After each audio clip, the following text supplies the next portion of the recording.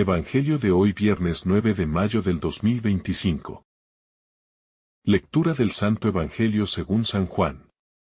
Capítulo 6, versículos 52 al 59. En aquel tiempo, disputaban los judíos entre sí. ¿Cómo puede éste darnos a comer su carne? Entonces Jesús les dijo: en verdad os digo. Si no coméis la carne del Hijo del Hombre y no bebéis su sangre, no tenéis vida en vosotros. El que come mi carne y bebe mi sangre tiene vida eterna. Y yo lo resucitaré en el último día. Mi carne es verdadera comida. Y mi sangre es verdadera bebida. El que come mi carne y bebe mi sangre habita en mí y yo en él. Como el Padre que vive me ha enviado. Y yo vivo por el Padre, así. Del mismo modo, el que me come vivirá por mí. Este es el pan que ha bajado del cielo. No como el de vuestros padres, que lo comieron y murieron. El que come este pan vivirá para siempre. Esto lo dijo Jesús en la sinagoga, cuando enseñaba en Cafarnaún. Palabra del Señor. Gloria a ti, Señor Jesús. El Evangelio de Juan 6, 52 a 59. Nos introduce en un momento profundamente tenso del discurso de Jesús sobre el pan de vida, donde su afirmación de que es necesario comer su carne y beber su sangre provoca un escándalo entre los oyentes, incluso entre quienes hasta entonces lo seguían. Lo que a simple vista parece una declaración absurda, o incluso contraria a la lógica religiosa de su tiempo, en realidad es la cumbre de una revelación progresiva, donde Jesús va descubriendo la profundidad de su identidad y de su misión. Él no es simplemente un profeta ni un maestro sabio, sino el Hijo de Dios encarnado, que se entrega no solo con palabras, sino con su propia carne, como pan que da la vida al mundo. El escándalo de los judíos ante estas palabras tiene raíces profundas en su tradición. Comer carne humana era impensable, y beber sangre estaba absolutamente prohibido por la ley mosaica, pues la sangre era considerada portadora de la vida, y solo a Dios le pertenecía. Por eso, al decir que su carne debe ser comida y su sangre bebida, Jesús no solo desafía los códigos religiosos y culturales de su pueblo, sino que los trasciende radicalmente, revelando que en él se cumple de manera plena y definitiva el anhelo más profundo de la humanidad. No simplemente conocer a Dios desde fuera, sino participar de su misma vida desde dentro, a través de una comunión real, total, íntima, que se actualiza en la Eucaristía. Este pasaje no puede entenderse al margen del contexto eucarístico en el que ha sido vivido y transmitido por la Iglesia desde sus orígenes. La carne y la sangre de Cristo no son solo símbolos, sino presencia verdadera, real y sustancial del Hijo de Dios, en los signos humildes del pan y del vino consagrados. Por tanto, recibir su carne y su sangre es entrar en la dinámica del amor que se entrega, del sacrificio que redime, del alimento que nutre no solo el cuerpo sino también el alma. Y por eso la Eucaristía no es una costumbre piadosa más, sino el centro y culmen de la vida cristiana. Porque allí Cristo mismo se da, se ofrece, se entrega por amor. Cuando Jesús afirma que el que come mi carne y bebe mi sangre tiene vida eterna, no está hablando simplemente de un premio futuro, sino de una participación presente en la vida misma de Dios. Una vida que empieza ya aquí, En medio de nuestras luchas, debilidades, temores y esperanzas. Esta vida eterna no es solo duración infinita, sino calidad de existencia. Una vida vivida desde el amor, sostenida por la gracia. Animada por la presencia real de Cristo que habita en quien lo recibe con fe. Con humildad y con deseo sincero de conversión. Porque el cuerpo de Cristo no se recibe con ligereza, sino con un corazón dispuesto a ser transformado. La repetición insistente de Jesús en este pasaje. Mi carne es verdadera comida y mi sangre verdadera bebida. No deja espacio a interpretaciones meramente simbólicas. Él quiere dejar claro que está hablando de una realidad misteriosa pero concreta. De una verdad que escapa a la razón pero que se impone desde el amor. La Eucaristía no es una metáfora, sino un milagro permanente, donde Cristo mismo, resucitado y glorioso, se hace presente bajo las apariencias del pan y del vino, para quedarse con nosotros, para alimentarnos, para darnos fuerza, para que permanezcamos en Él y Él en nosotros. Esta permanencia mutua entre Cristo y el que lo recibe es el núcleo mismo del cristianismo. No se trata de creer en doctrinas abstractas ni de cumplir ritos exteriores, sino de vivir una relación viva con aquel que se ha entregado hasta el extremo. De dejar que su amor nos configure, nos transforme, nos impulse a vivir como Él vivió, a amar como Él amó, a perdonar como Él perdonó, a entregarnos como Él se entregó. Porque quien se alimenta de Cristo no puede seguir viviendo centrado en sí mismo, sino que se convierte en prolongación del amor de Dios en el mundo. Al decir como el Padre, que vive, me envió. Y yo vivo por el Padre. Así también el que me come vivirá por mí. Jesús está estableciendo una cadena de vida y comunión que tiene su origen en la Trinidad misma. Así como el Hijo vive del Padre, así nosotros, al participar de su cuerpo y su sangre, vivimos por Él, no como si se tratara de una simple imitación externa, sino como fruto de una comunión interior, profunda, orgánica, donde su vida se injerta en la nuestra. Y nosotros empezamos a pensar, sentir, amar, sufrir y actuar desde Él, con Él y en Él. El escándalo que estas palabras provocan no es solo religioso o cultural, sino también existencial. Aceptar que Dios se hace tan pequeño, tan vulnerable, tan cercano como para dejarse comer.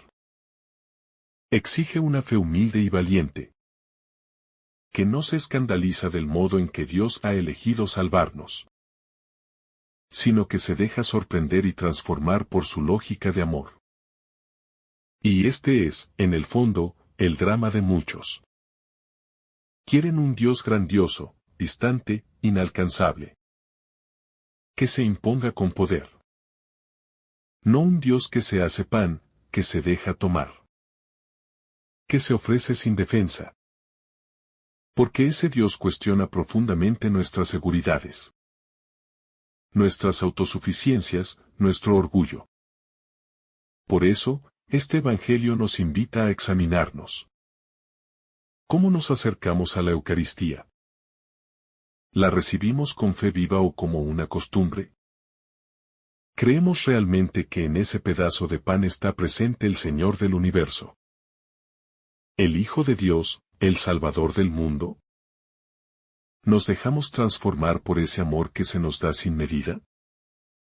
¿O simplemente cumplimos un rito externo, sin dejarnos tocar por su poder interior? Porque si de verdad creemos que es Cristo quien se nos da, entonces toda nuestra vida debería cambiar. Nuestro modo de hablar, de mirar, de actuar, de relacionarnos con los demás. La Eucaristía es también una llamada constante a la comunión con los hermanos. Porque no se puede recibir el cuerpo de Cristo y al mismo tiempo despreciar, herir o ignorar al cuerpo sufriente de Cristo en los pobres, en los marginados, en los que lloran, en los que esperan. El sacramento del altar exige coherencia con el sacramento del hermano. No basta con adorar a Jesús en la hostia si no lo reconocemos en el rostro del otro. No basta con comulgar con Él si no estamos dispuestos a reconciliarnos con quienes hemos herido. No basta con buscar su paz si no trabajamos por la justicia que Él proclamó con su vida y con su muerte. La fuerza transformadora de la Eucaristía no se limita al momento litúrgico en el que se celebra el sacramento, sino que debe irradiar cada rincón de nuestra existencia cotidiana, como una luz interior que guía nuestras decisiones, nuestros afectos, nuestras luchas y nuestras esperanzas. ¿Quién ha recibido al Señor en la comunión? Ha recibido un fuego que no puede apagarse, una presencia que no puede ignorarse, una responsabilidad que no puede postergarse. Porque el que come su carne y bebe su sangre ha sido unido a Cristo de manera indisoluble. Y esa unión implica también un envío, una misión. Ser signos vivos de su presencia en el mundo. Testigos creíbles de su amor. Instrumentos humildes pero eficaces de su paz y de su misericordia. Jesús, al instituir este lenguaje tan radical, no solo estaba enseñando una nueva doctrina, sino inaugurando un nuevo modo de existencia, donde el hombre ya no vive para sí mismo, sino que vive en Cristo, y Cristo vive en él. Esta es una experiencia que trasciende toda racionalidad, pero que transforma la vida desde sus cimientos. Y por eso tantos santos han encontrado en la Eucaristía el centro de su camino espiritual, la fuente de su fortaleza, el lugar donde se abrían a la gracia que los sostenía en medio de las pruebas. Porque sabían que allí, en ese silencio del altar, se escondía el misterio más grande. El Dios vivo, hecho pan, entregado por amor, esperando ser acogido en el corazón de cada persona que lo busca con sinceridad. No es casual que muchas conversiones profundas hayan comenzado, o se hayan consolidado frente al sagrario. Porque la presencia real de Cristo en la Eucaristía no es una idea devocional, sino una realidad que interpela y desarma, que consuela y sacude, que abraza y transforma.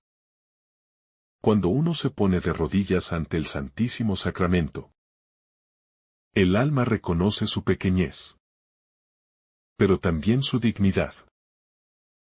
Somos tan amados por Dios que ha querido quedarse entre nosotros, no como un recuerdo lejano, sino como presencia viva.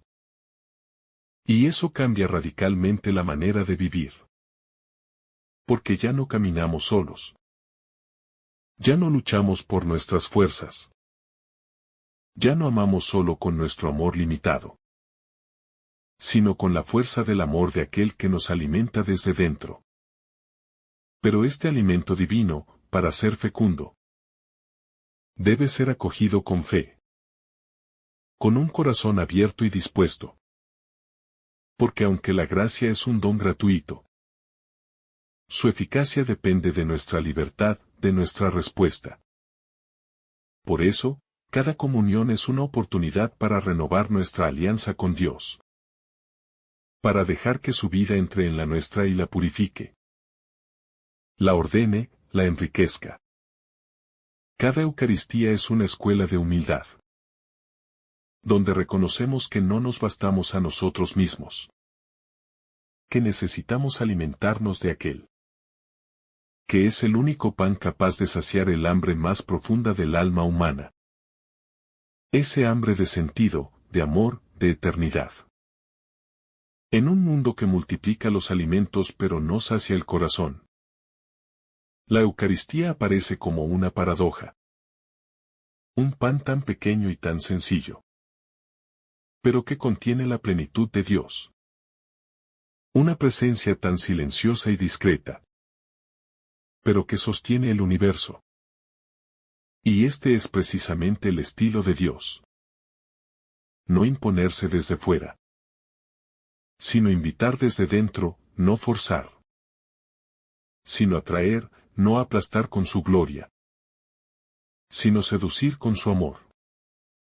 Por eso la Eucaristía no es un espectáculo, sino un misterio, no es un evento social, sino un encuentro de intimidad. No es un derecho que se exige, sino un regalo que se recibe con gratitud y reverencia. Cuando Jesús dice que quien come su carne y bebe su sangre permanece en él y él en esa persona, nos está revelando el sentido profundo de la comunión. No se trata solo de recibir a Cristo, sino de vivir desde Cristo. De dejar que su vida se enraíce en la nuestra como la savia en el árbol, como el alma en el cuerpo. Esta permanencia es una transformación progresiva. Una configuración paciente pero firme. Una asimilación mutua donde Él va modelando en nosotros su imagen. Y nosotros vamos aprendiendo a vivir en Él. A pensar como Él, a mirar como Él, a actuar como Él. Hasta que podamos decir con San Pablo: ya no soy yo quien vive. Es Cristo quien vive en mí. Esta realidad nos confronta también con la necesidad de acercarnos a la Eucaristía con un corazón limpio, reconciliado, consciente de lo que recibe. Por eso la Iglesia nos invita a la confesión frecuente, a revisar nuestra vida, a pedir perdón con humildad antes de comulgar. Porque no se puede recibir al Rey de Reyes con indiferencia, o en estado de pecado grave. No se trata de ser perfectos, sino de estar en camino, de querer vivir en gracia, de desear profundamente que Cristo nos purifique, para que podamos recibirlo con alegría, con amor, con verdad, sabiendo que Él mismo es quien nos restaura y nos santifica. El Evangelio de hoy nos recuerda que el camino de la vida eterna pasa por esta participación en el cuerpo y la sangre de Cristo. No como un acto mágico, sino como un proceso de identificación con Él, que se va realizando a través de cada Eucaristía recibida con fe, con amor y con compromiso. Porque la vida eterna no es solo una promesa futura, sino una semilla plantada ya en el alma, que crece cada vez que comulgamos, cada vez que adoramos, cada vez que dejamos que ese pan vivo nos transforme en lo que recibimos. En Cristo mismo, presente en nosotros para el mundo. En este tiempo, en el que tantas personas viven distraídas, agitadas, hambrientas de algo que no encuentran, el testimonio de una vida eucarística puede ser una luz potente, que los guíe hacia el verdadero alimento. Y tú y yo estamos llamados a ser testigos de esa luz. A vivir la misa no como una obligación, sino como un encuentro vital. A recibir la comunión no como un gesto automático, sino como una entrega consciente. A adorar al Santísimo no como una costumbre antigua, sino como una necesidad del alma. Porque sólo así podremos irradiar al mundo la paz, la alegría y la fortaleza, que brotan del corazón de Cristo vivo y presente en la Eucaristía. Finalmente, esta reflexión nos invita a renovar nuestro amor por el Santísimo Sacramento, a pedir al Señor que aumente nuestra fe, Que nos libre de la tibieza, de la rutina, del formalismo. Y nos conceda un corazón eucarístico. Capaz de reconocerlo, de adorarlo. De recibirlo con asombro y gratitud. Y de vivir desde él y para él todos los días de nuestra vida. Que cada misa sea para nosotros un anticipo del cielo. Una escuela de amor. Un momento de unión con todos los miembros de su cuerpo. La Iglesia, y una fuente inagotable de gracia para ser. En medio del mundo, signos vivos de su presencia. De su entrega y de su victoria. Que el Señor te bendiga abundantemente en este día. En el nombre del Padre, del Hijo, y del Espíritu Santo. Amén. Si esta reflexión te ha gustado, recuerda dar like, dejarnos tu intención en los comentarios y activar la campana de notificaciones. Para que todos los días recibas estos mensajes. Te saluda tu hermano Joe deseándote un día lleno de bendiciones.